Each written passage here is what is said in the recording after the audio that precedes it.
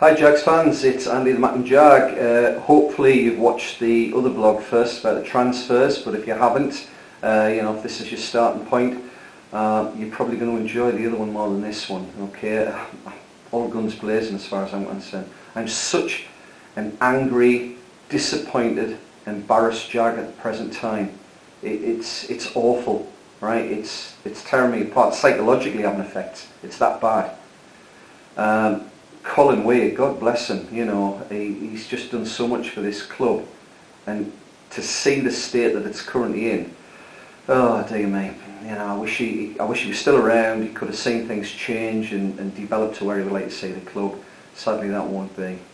From a football point of view, we frankly have just been absolutely atrocious over the last few games. It's been absolutely awful, and I've had a chance to see them all. As I say, thank God for Jagzone and BBC Scotland on Friday. I'll just quick mention the Alloa Athletic game. When we start the season under Gary Caldwell, we got a 1-1 draw. We've got Ian McCall in. Everybody thinks everyone in the garden's rosy. Guess what the result was? It was a 1-1 draw. Absolutely no improvement whatsoever. We conceded first, just like we did before, like we do every game. We concede, and I'll talk about it a little bit more in a second. It was just simply not good enough. Alloa have got one thing we haven't got. They've got a really positive attitude to playing football. They accept that the part-timers, the know-life's going to be tough, but they give it a real go. We have shirkers, we have prima donnas, we have players who frankly should not be wearing the red and yellow of our beloved club. So that was a really disappointing result. Yes, we deserved a point, but like I say, if you score one goal and they do, of course you deserve a point. I don't care how the game goes, I keep saying that. The Dundee United game, what an utter embarrassment. And for Ian Cole to waffle on about 30 minutes was the best he'd seen. We didn't score a single goal in the 30 minutes. So the 30 minutes, as far as I'm concerned, was utterly pointless. If we'd taken a 2-goal lead, I'll tell you now, it would have been like Ross County last season. We would have lost that game 4-2. It wouldn't have changed the final result. In the last vlog I did, could have been a response to somebody else's. I did say, I think it was Josh's vlog, I said to beat Dundee United would have to score 3 times, and to beat Celtic would have to score 4. Well, yeah, I didn't get that perfect, but actually to beat Dundee United would need 5 goals. I have never, in my 50 odd years, seen the defence as terrified of one player as we were of Lawrence Shankland. Now, if I can read Lawrence Shankland like a book, right, why on earth can't our players? I've never seen players who looked as frightened. They actually physically didn't look right. Okay, he ran them ragged. But I watched the goal, which one Dundee United fans said should be the goal of the season. Cut in, he got the shot in. My God, players tracked him from 2 yards away. Your legs aren't long enough to reach somebody from 6 feet away. Right? If you're going to track a player, get close to a player, sort it out before he gets anywhere near the box. It was an utter shambles. He scores headers that frankly schoolboy teams would stop. Okay? Now I've got a lot of time in terms of his finishing for Lawrence Shankland, but if there's a more overrated player this season, I haven't seen one. Right? He's fantastic scoring record, but I'm not surprised. Because if as many teams are as scared of him as our defence was, well, I'm not surprised he's scoring 3s and 4s every game. Okay? And just remember, he bottled going to England. He could have gone to Sunderland, but he knew up against decent defenders, playing in front of big crowds, he'd probably do nothing. And when you watch him next season, he'll score goals against your Hamiltons of this world, your St Mirrens. That's if he stays at Dundee United, right? But he'll score nothing against the big boys, the Rangers, the Celtics, the Aberdeens. He'll get nothing. Decent defenders wouldn't give him a sniff of the ball. We were tragically awful in that game. It was an utter embarrassment. I don't like Dundee United. I'm not going to hide that. Never have done. That's one thing I do share with Rangers fans. The only thing. Right? But that was an embarrassment. 4-1 at home. And to be honest, we're damn lucky to get the 1 goal. Right? Celtic game, I think we put in a really spirited performance. We're never going to win that game in a million years. And to be honest, a 2-1 scoreline flattered us. But as I say, it was an honest scoreline. We gave it a real good go. We got pounded for 20 minutes, then we sort of settled, and they were still very much in control of the match, there's no doubt about it. but we put in a decent spirit performance. And, you know, my views on the Old Firm, I'm not going to hide them. I wouldn't want to see the team survive 5 minutes if there's a way to get rid of both of them. They can rot in hell. But I've got to say hands up to Celtic fans, you know. They basically funded our January transfer window with the 8,000 tickets at the board. I can't really argue with that. I was a little bit disappointed we didn't have as many fans. I was broken-hearted the time that game was set that I couldn't get there, because I just haven't got the money for overnight hotels. I can get the train fare, but the last train meant I couldn't get home. So I was gutted it wasn't played at sort of 12:30 or a 3 o'clock kickoff.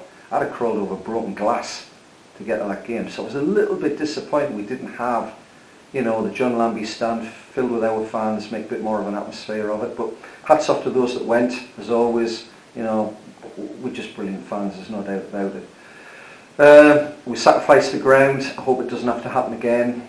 But as I say, I think it's basically funded our January transfers. So, you know, Celtic pay for us to get new players. That is a bit embarrassing.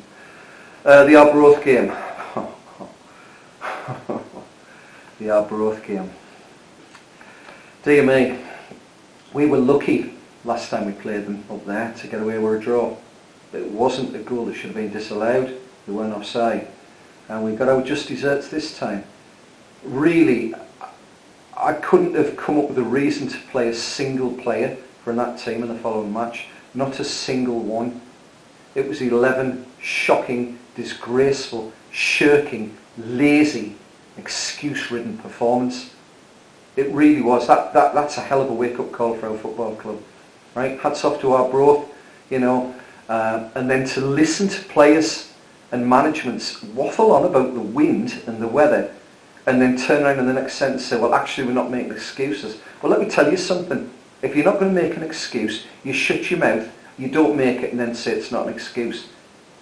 You made excuses, right? And to be honest, you were fair enough. The manager was, Brian Graham was, when I watched his interview, and said we simply weren't good enough. Not good enough is an understatement. We're an embarrassment. For a professional club in that league playing an amateur team, we're an absolutely shocking embarrassment. It just goes to show players with a bit of, you know, drive about them compared with players that can't be bothered. And ours couldn't be bothered. And I wouldn't have played a single one the following game. And that sounds a bit weird because you'd have been saying no first teamers basically, but I wouldn't. They wouldn't have deserved to be on the pitch. You know, that's how I feel about it. Excuse me. And finally, Ayr United game. I watched that the other night, courtesy BBC Scotland. Thank you for that. Again, it was a Saturday game. It was actually one I wanted to come up to see if it had been yesterday. But sadly, you know, the TV got the rights. But it gives the club a few quid. I've got to live with that. It wasn't the great performance that I think some people feel it was. I think we played well. We certainly, I felt, in the balance of play, we didn't deserve to lose the game. I just reached half time and I thought, my God, it's a 0 for the opposition. We looked solid at the back. We didn't look as if there was going to be a mistake there. And then we had a mistake. We let the guy free. And you can say what you like about whether it was or wasn't a penalty. I'm sure in the comments some people disagree with me. There was contact made in the box. You make contact in the box, you're asking for trouble. We got the trouble, we got the penalty and we put it away. And we didn't get the points. And the balance of play, in the times that Ayr did play well, they looked much better than us. They looked like a team that knew each other and organised. We looked like a team of strangers still. And again, 3 or 4 of the players have commented on Jag, so they need to hit the ground running. We very much do. We cannot underestimate the absolute crap that we are in at this moment. We are bottom. When Gary Caldwell left us, we were bottom. Ian McCall has taken us to bottom. When Gary Caldwell left, we're conceding roughly 2 goals a game. At this moment, we're conceding, let me think, roughly 2 goals a game. When Gary Caldwell left, we had, I think, either the first or second worst goal difference in the league. We've got the worst goal difference in the league. You know, this seems to be not a great deal has changed here. Now, I'm going to give Ian the benefit of the doubt for now, because he's brought in players that he feels can do the job for our team. And I pray to God he gets it right. We need to win in the region of 8 or 9 games minimum, in my view, to stay in this league. Barring a miracle. We've won 6 all season. Where in the name of God are these results going to come from? I really can't see us getting them. You know, to see us relegated from the Premiership, especially in the manner that we did, hurt. By God, that hurt. But to see us bottom of the Championship and feel as if no progress has been made, and that's how I feel. I just feel as if we're no better than we were when we went down. And you can't argue with a league position. Not only is it a case of that we've got games in hand, the other teams have games in hand on us, so we can't even use that as an excuse. So I'm just going to make a final point to Ian, to the management team, the players, right? I know you have to go on Jag Zone, I know you have to speak to the press. Can you make your speeches as short as possible? Because what you're talking, I'm going to be honest, is quite insulting at this moment. To keep coming on, say you're not making excuses, but you've actually just made them, and to say that things have to change and then nothing changes, right? That's embarrassing. And you need to watch yourselves back, because it's not the right thing to be doing. The honesty's there. People have said game after game, we haven't been good enough. Well, I'll tell you something. It's about time that you were good enough, right? So I'd say to the newcomers, you will have to hit the ground running. The players who've survived the various management changes, Alan Archibald, Gary Caldwell, etc., right? You need to be playing better than you've been, and you need to be doing it now, and you need to start at Dundee, and you need to win that game. Because believe you me, if Dundee beat us, we're nailed on relegation certs. There are simply not going to be enough games. The spirit's gone, everything's gone. Get it sorted, management and players at Partick Thistle Football Club, right? I've already been checking the guide I've got for the grounds around Scotland. I'm looking at League One grounds at the beginning of February. I'm that worried. Okay? Now, I'm sorry that, you know, I'm sure a lot of you out there will be a lot more positive and confident than I am, but I work on the facts. We're bottom. We've played more games than other teams. We've conceded far more goals. Our goal difference is the worst. And you can, you know, you can put lipstick on a pig, but it's still a pig. And we are that pig in this league, right? I want to see us pushing up the table. I want to see us beat Wraith Rovers in the Challenge Cup and get a chance to get to a final. Wraith Rovers are flying, so that's by no means a certainty. You know, it's going to be one hell of a difficult job to get past them. It really is, even with home advantage, because we frankly are absolutely rubbish at home. Okay, and the Ayr game just demonstrated that further. So come on, Jags, I haven't given up. I bought me 2 train tickets. I've got 2 home games to come and see in the next month, and then I intend to at least see 2 in the last, the last set of fixtures. So I haven't given up, but I'm utterly depressed and fed up with the way things are going. Right?